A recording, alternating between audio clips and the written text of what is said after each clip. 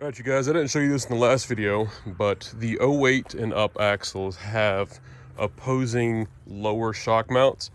What I mean by that is, this is the driver's side, this is the passenger side, obviously, so imagine if it's sitting in the truck and we're looking at it from the front.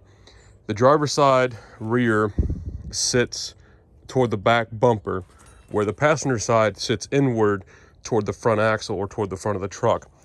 Now, this is good and it can be bad. The 05 to 07 axles, if I had to do this again, I would probably go with the 05 to 07. If you guys don't want to skip, if you guys don't want to do this part, you want to skip it. But basically I had to torch these off and grind them flush. And you guys can see I still have to go back and paint it, but I had to grind these completely flush, no problem. And you guys can cut them off and weld them back the right way. Or what you guys can do is, on the 99 to 07, if I remember correctly, even the 6.0s, they had the ones where you guys just have the 16 millimeter nuts, these U-bolts in the brackets, and you can spin them. If I remember right, the 05 to 07 trucks actually have a dimple on the axle because the year trucks, they made a lot of torque, especially under heavy load, hard acceleration. These axles, the actual pinion angle would actually twist and would cause a lot of people to bend these, crack them, even snap these U-bolts in half. But I've never had that problem, even with hard acceleration being hard in the truck. So if you've done it, good for you. So what I'm going to do is, obviously I just grinded them off. I'm going to go ahead, take these brackets off the old axle. So again, I should have mentioned that in the first video, but my original intent was, you guys can see I got a big mess here. I went ahead and grinded off that front bump stop, which is over there, or right there. This had the camper package, with basically all it is just the overload on the top and then the bump stops up top. We have 1-ton F-350 springs, and so I went ahead and just took those off and go ahead and do the other side just to free up some room, clean the frame up, make it look nice and flat. Definitely cleans up a lot of room in here. And I was going to knock these 4 rivets out and try to push it up here, but the bracket is different than the actual one back here. So trying to get that to line up was just a whole nother headache. This was the easiest and most guaranteed outcome that would work. Old axle is out, new one is in. I've been doing a lot of work off camera. Again, one-man show, but I'm taking you along each step of the way. Went ahead, got the new axle in. You guys can see, got everything torqued. Went ahead, bought new U-bolts. These are the Rough Country 5/8 diameter by 12.5 inches long by 3.5 inch wide. Part number 7616 U-bolts. Got them $40 off Amazon. Anytime you guys are installing an axle or swapping an axle, you guys should always use new U-bolts.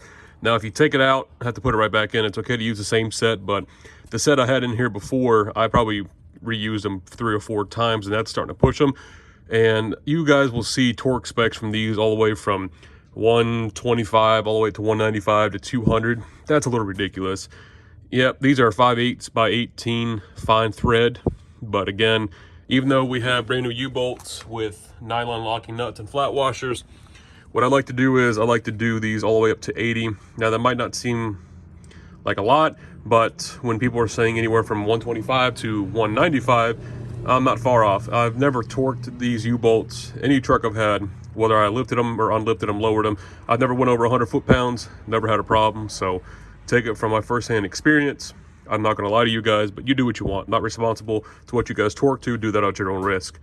But what I did is, I ran them all the way down with the 3/8 impact, you know, did a little bit, and got them set. Then I started at 40 and worked my way in 10 foot-pound increments, like 40, 50, 60, 70, 80. Started at 40, my finishing number was 80, so it gives you guys an idea.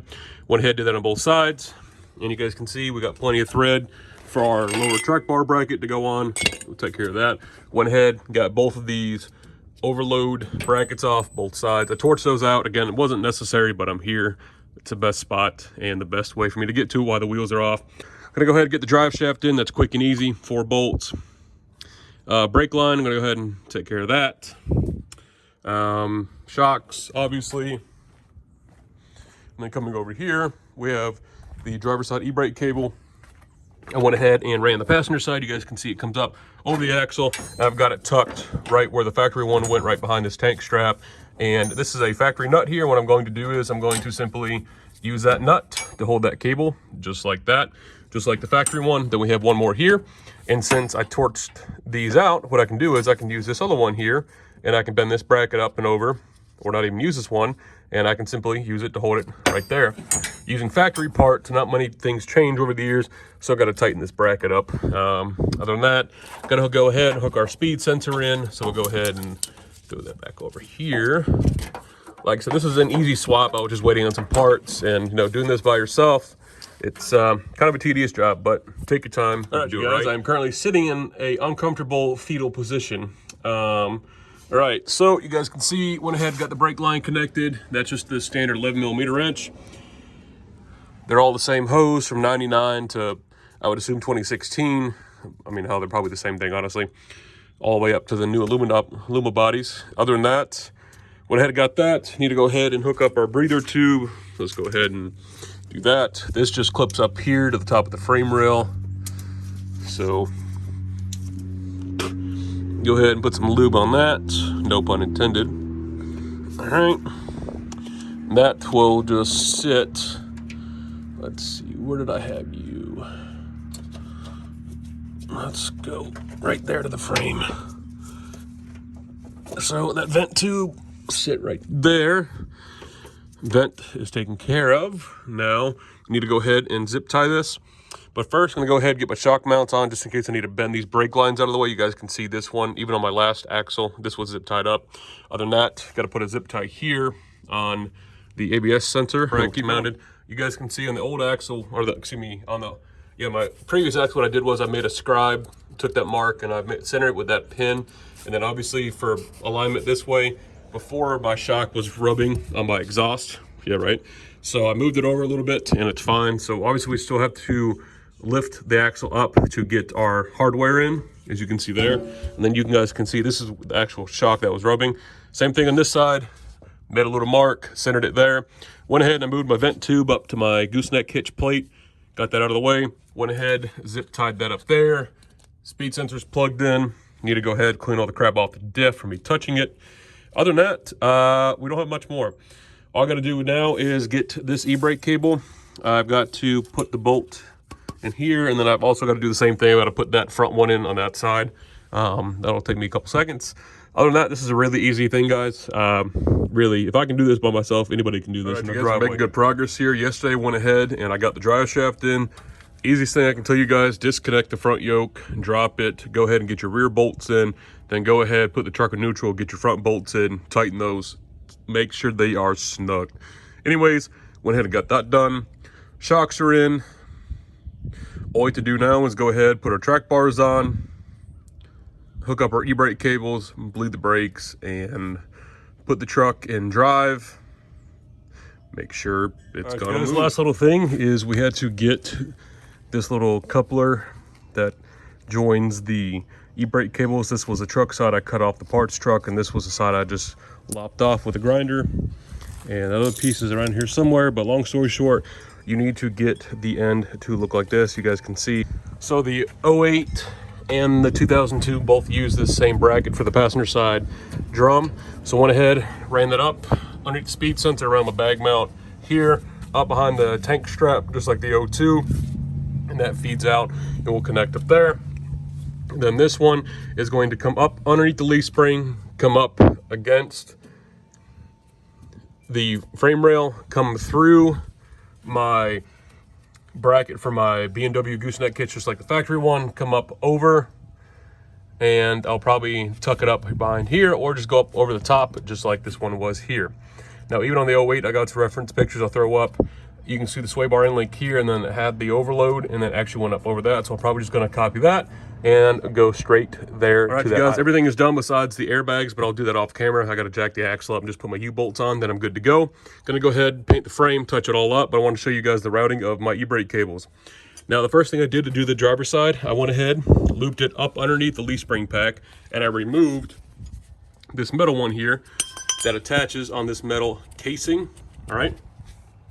I ran it through my bump stop, as you guys can see, through the bump stop, all right? I used one of these L brackets. Looks like this. I got a couple extra of them. That's why that one's bent. I also have another one here. zip tied it to my airbag, this lower mount here. I zip tied it there, ran it through, keeping it nice and straight out the other side. Again, just like my O2 one, behind my gooseneck bracket here. And then also ran it up over this bracket that holds the lower one for the passenger side. We'll get to that in a second. Up over, and it's a nice straight shot into the mount way up there. Now that's perfect. It's a nice loop. There's no kinks or bends. It's still got plenty of slack here, as you guys can see. Now we're good to go. Let's go ahead and check out the passenger side. This was one of the things I was more concerned about because I wanted this to route nice. I wanted my e-brake still to be functional, and I didn't want it to rub anything. All right, coming out, up underneath the pack again, using the factory bracket, went ahead and attached it to the sway bar, or excuse me, went ahead and attached it to the lower shock mount, came up over. You guys can see it attaches up over the diff where the speed sensor plugs into, routes back over. Coming back to this side, clips to the speed sensor there, comes up behind the bump stop using the factory bracket here, which is really nice, up behind the tank strap, just like my factory O2 cable. And I'll get up underneath the truck for you, and you guys can see, comes up right here.